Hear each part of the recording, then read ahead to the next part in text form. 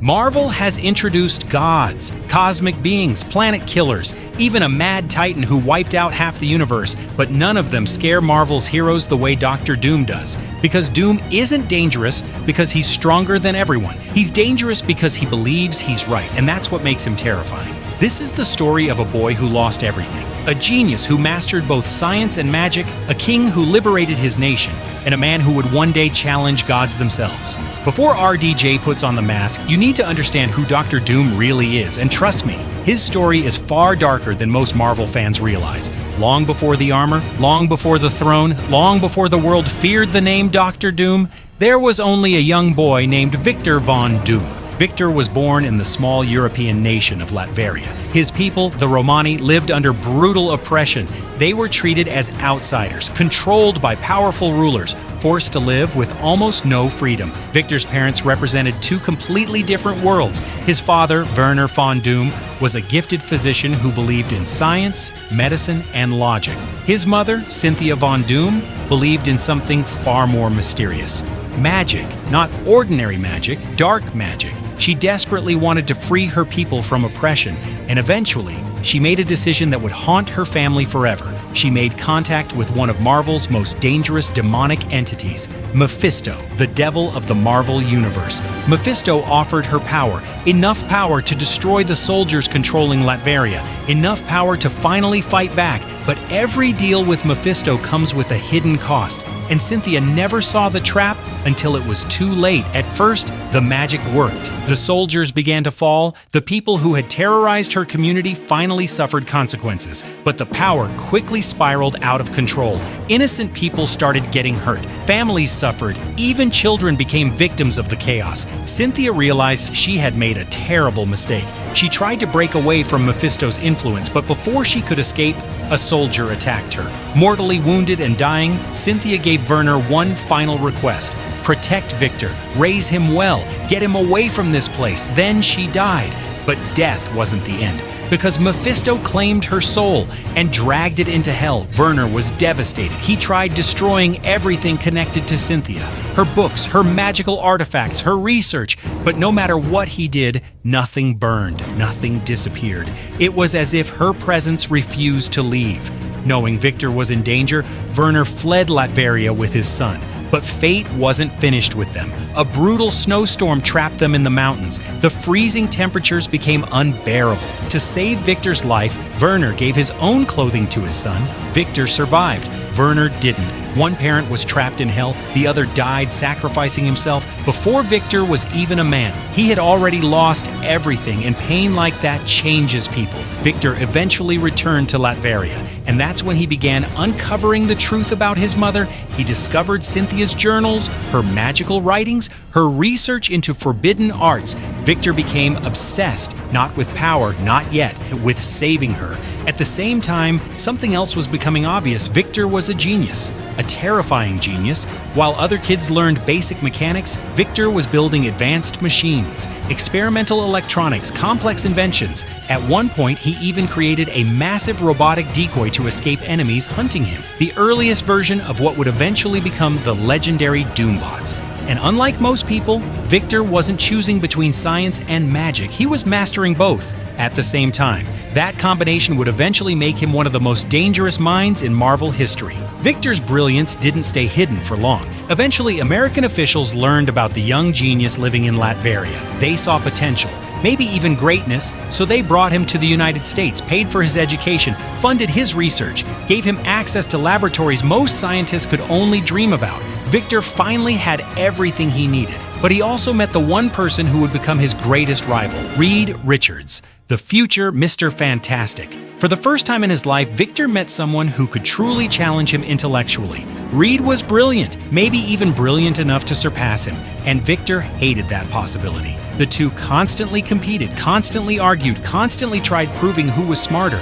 Every achievement Reed earned felt like an insult to Victor's pride, and that rivalry slowly evolved into something darker, an obsession. Despite all his success, Victor never forgot his true goal, saving his mother. He became convinced he could reach hell itself, not through magic alone, not through science alone, but through both. So he built an experimental machine capable of traveling across dimensions. His plan was simple. Enter Hell, find Cynthia, bring her home. Before activating it, he showed the machine to Reed Richards. Reed immediately noticed a flaw, a tiny calculation error, a mistake that could destroy everything. Reed warned him, told him the machine wasn't safe, but Victor's ego wouldn't allow him to listen. If Reed was right, then Victor would be wrong. And Victor Von Doom hated being wrong more than anything. So he ignored the warning, activated the machine, and stepped inside. For one brief moment, it worked. Victor actually reached Hell. He actually saw his mother. But then disaster struck. The flaw Reed warned him about triggered. The machine exploded. Victor's face was horribly scarred. His dream was shattered. His future destroyed. And his hatred for Reed Richards was born. The explosion changed everything. Victor was expelled. His research was destroyed. His reputation collapsed. Many people assumed his brilliance was gone forever. Some even believed his injuries had ended his future. But they were wrong. Victor disappeared, wandering the world with nothing but scars, anger, and obsession. Then something strange happened. A mysterious man crossed his path, a man known as O2, someone who seemed to know exactly who Victor was, almost as if he had been waiting for him. Victor even tried building a normal life. He reunited with Valeria, the woman he cared about. For a moment, it looked like he might finally move on. Then violence struck again. A gunshot, chaos, and O2 saved his life using magic. Real magic. Victor was stunned. How did this man possess such power? That's when O2 revealed a secret. Far away in Tibet lived an order of monks, and according to prophecy, they had been waiting for a leader, a man whose face would be hidden, a man destined to wear a mask, a man who sounded a lot like Victor Von Doom. Victor abandoned everything, his old life, his relationships, his past, and traveled to Tibet. There he met the monks. At first he was the student, learning martial arts, ancient philosophy, mystical disciplines, spiritual techniques, but Victor's mind was unlike anyone they had ever seen. Soon he wasn't just learning from them, they were learning from him. His scientific knowledge amazed them. His magical potential surpassed expectations. Eventually, Victor rose through their ranks and became their leader. But even in Tibet, one thing continued haunting him: Reed Richards. While watching the outside world, Victor saw Reed becoming famous, celebrated, respected, successful. Every headline fueled Doom's growing resentment. Every achievement Reed earned became another wound. And Victor finally decided something. If he wanted to surpass Reed Richards, he needed something greater, something legendary, something the world had never seen before. And that's exactly what he built. Using knowledge from science, magic, and the resources of the monks, Victor created a suit of armor unlike anything on Earth. The legendary Doom armor, a weapon, a shield, a symbol. The armor transformed him. But the most iconic piece wasn't the armor, it was the mask. In older comic versions, Victor placed the burning hot metal mask directly onto his scarred face. The pain was unbearable, but Victor believed suffering made him stronger. Other versions tell the story differently. The mask was removable, not fused permanently, but one thing remains consistent across almost every version. Doctor Doom almost never removes it. The mask became more than protection. It became his identity. Victor Von Doom was gone. Doctor Doom had arrived. And from this moment forward, the world would never be the same. But becoming the ruler of Latveria wasn't enough, because Victor wasn't chasing power. He was chasing perfection. And in his mind, perfection only happens when he's the one in control. That's what separates Doctor Doom from villains like Thanos. Thanos wanted balance. Doom wants order. He genuinely believes the world would be better under his rule. No wars, no corruption, no chaos, just one leader making every decision, him. And that's exactly why he's terrifying. Because Doom doesn't see himself as evil. He sees himself as the hero, the only man smart enough to save everyone. The problem? He believes nobody else deserves to stand beside him, especially Reed Richards. For decades, Reed has been the one person Doom could never surpass. Every time Reed solves a problem first, every time Reed proves he's the smarter scientist, it drives Victor insane. That rivalry becomes one of the biggest obsessions in Marvel history, and Doom doesn't just defeat enemies, he humiliates them, breaks them mentally, makes them suffer. Sometimes he cares more about proving a point than actually winning, which makes him unbelievably dangerous. And then we get to the moment that proves why Doom is on another level: Secret Wars. When reality itself begins collapsing, Doom does something almost impossible. He takes control of godlike power. He merges entire universes together. He reshapes existence. And for a time, Victor Von Doom literally becomes God Emperor Doom. A ruler not of a country, not of a planet, but of reality itself. Think about that. The same orphan from a persecuted camp, the same boy who lost both parents, the same scarred genius who was thrown out of school, eventually becomes one of the most powerful beings Marvel has ever created. And here's the crazy part. Most of that power doesn't come from being a mutant, or an alien, or a god. He's just a human who refused to accept limits. Now let's talk about his actual abilities. Because Doom isn't just smart, he's terrifyingly versatile. Imagine combining Iron Man and Doctor Strange into one character. That's the closest comparison. He's one of Marvel's greatest inventors, one of Marvel's greatest sorcerers, and one of Marvel's greatest strategists at the same time. His technology is so advanced that even other geniuses struggle to understand it. One of his most famous creations is the Time Platform,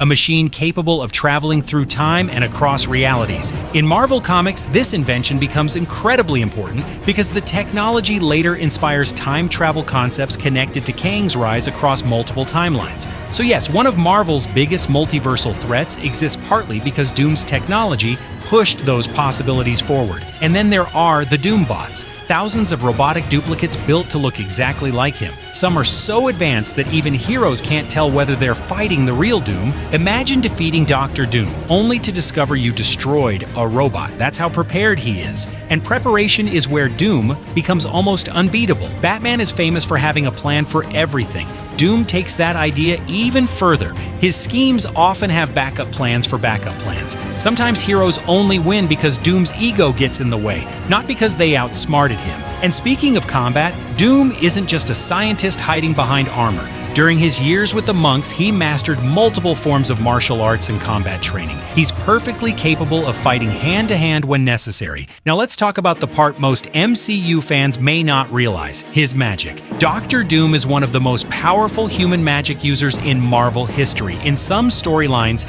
he's considered a legitimate candidate to become Sorcerer Supreme. Think about that. The title eventually goes to Doctor Strange. But Doom was considered worthy of standing in that conversation. In fact, Strange himself has acknowledged that Doom possesses mystical knowledge that few people understand, especially darker forms of magic, which makes sense. After all, his mother practiced forbidden sorcery long before he was born, and eventually, Victor finally achieves the goal that started his entire journey, saving his mother's soul.